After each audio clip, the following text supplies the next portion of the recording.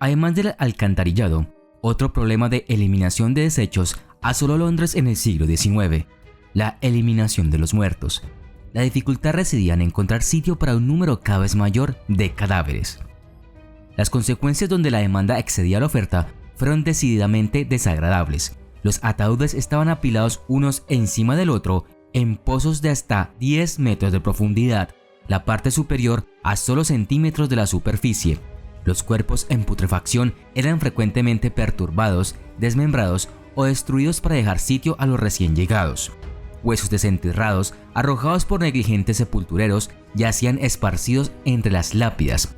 Los ataúdes destrozados se vendían a los pobres como leña. Los clérigos y los sacristanes hicieron la vista gorda ante las peores prácticas porque las tarifas de entierro constituían una gran proporción de sus ingresos. Además, en la década de 1840, los atestados cementerios de Londres no solo se consideraban un desafío logístico, sino que se consideraban una fuente de miasma. Los reformadores sanitarios creyeron que el hedor de los cuerpos en descomposición mal enterrados estaba envenenando la metrópoli. La práctica del entierro urbano fue promocionada como una profunda amenaza para la salud pública. Los suministros de agua se contaminaron y enfermedades como el cólera, la viruela, el sarampión y la fiebre tifoidea se convirtieron en epidemias mortales. Para las clases media y alta, una respuesta era llevar a sus muertos a cementerios de jardín, espaciosos parques construidos en los suburbios semirurales como Kensal Green y Highgate. Tales lugares, sin embargo, estaban más allá de los medios de la clase trabajadora. La clave del problema era el gas que emanaba de los cadáveres en descomposición. La existencia de tales gases era indiscutible. Los sacristanes y los enterradores a menudo eran llamados para golpear los ataúdes en las bóvedas de las iglesias, perforando un agujero para evitar que se abrieran con una fuerza explosiva. Se registró que los efectos en la salud de los sepultureros por inhalar estos gases iba desde la mala salud en general, dolor de cabeza, pesadez, debilidad extrema, lagrimeo, palpitaciones violentas del corazón, temblores, entre otros, hasta la muerte súbita. El gas, de hecho, podría resultar fatal. Los trabajadores del cementerio que rompieron los ataúdes inflados ocasionalmente se asfixiaron por la liberación de vapores cadavéricos. Los suelos malolientes que liberaban constantemente miasmas más difusos no producían muerte súbita, pero debilitaban a los que vivían cerca, según su nivel de exposición y resistencia individual.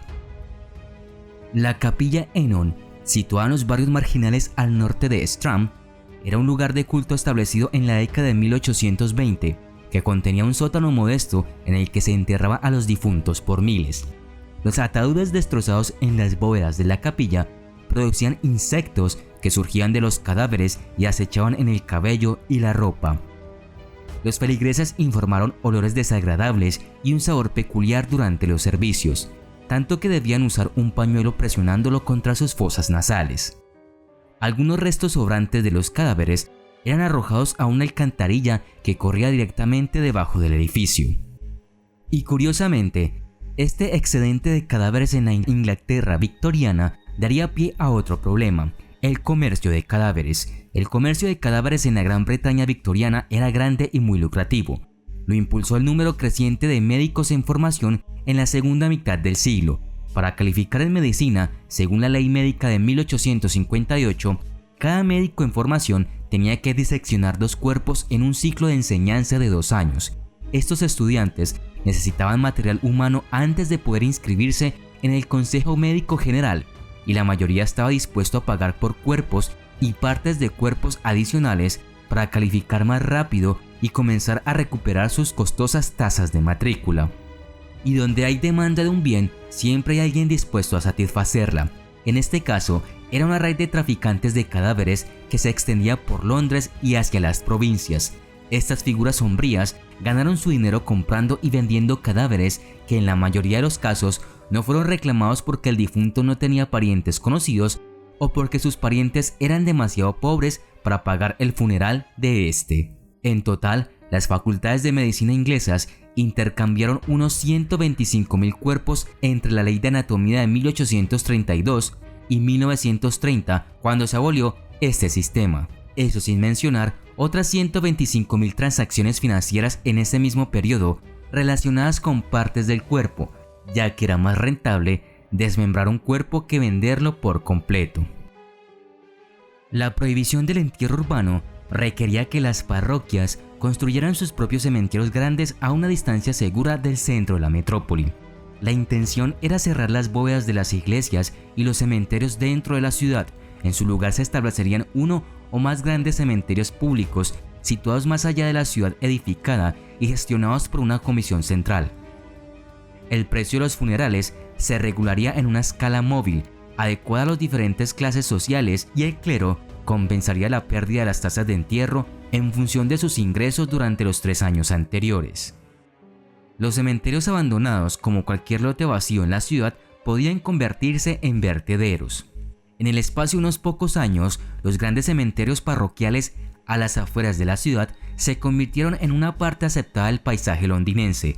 Eran espaciosos, bien ventilados, y las regulaciones adecuadas aseguraban que las tumbas fueran profundas y estuvieran bien mantenidas. Así se neutralizaba cualquier amenaza de miasma.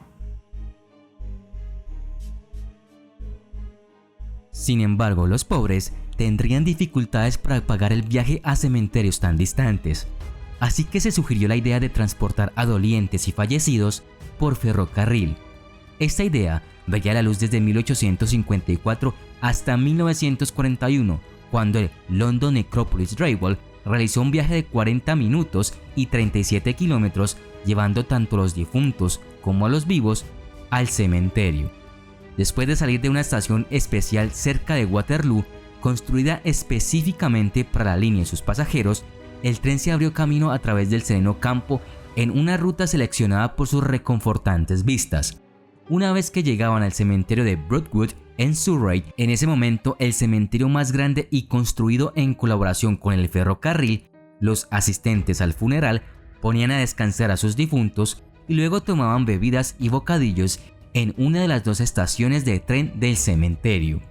Ambas estaciones del cementerio tenían salas de refrescos, generalmente a cargo de las esposas del personal de la estación, y habría sido costumbre comer un almuerzo con una taza de té en la estación antes de regresar a Londres. Después de esta breve comida, los invitados abordaban el tren y regresaban a Londres. La lista de pasajeros del tren era un poco más ligera que antes. La idea puede parecer extraña hoy, cuando mantenemos a los muertos lo más lejos posibles de la vida cotidiana, pero en ese momento era muy popular. Durante su apogeo, Necropolis Railway de Londres transportó más de 2000 cadáveres al año.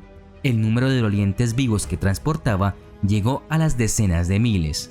Aún así, viajar en el mismo tren que los cadáveres tomó un tiempo para acostumbrarse. Los londinenses inicialmente se preguntaron si cargar a los dolientes y a los difuntos en el mismo tren era demasiado práctico. El obispo de Londres, cuando compareció ante las casas del Parlamento 12 años antes de que abriera el ferrocarril Necrópolis, lo consideró impropio. El obispo declaró que consideraría la prisa y el bullicio relacionados con esto como incompatibles con la solemnidad de un funeral cristiano. Y la preocupación no se limitaba solo a personas de diferentes clases sociales. Podría haber diferentes religiones a bordo, cada una con sus propias tradiciones. La solución, al menos a bordo del Necropolis Railway, era elegante en su sencillez. Se designaron vagones separados por clase, pero a todos se les permitió viajar independientemente de su posición social. El cementerio, sin embargo, permitió que los ricos y los pobres fueran enterrados unos al lado del otro, pero seccionó áreas separadas para varias religiones. Era una solución viable para la época, impulsada por una necesidad que pocos podrían discutir. Los cementerios del centro de Londres ya estaban repletos.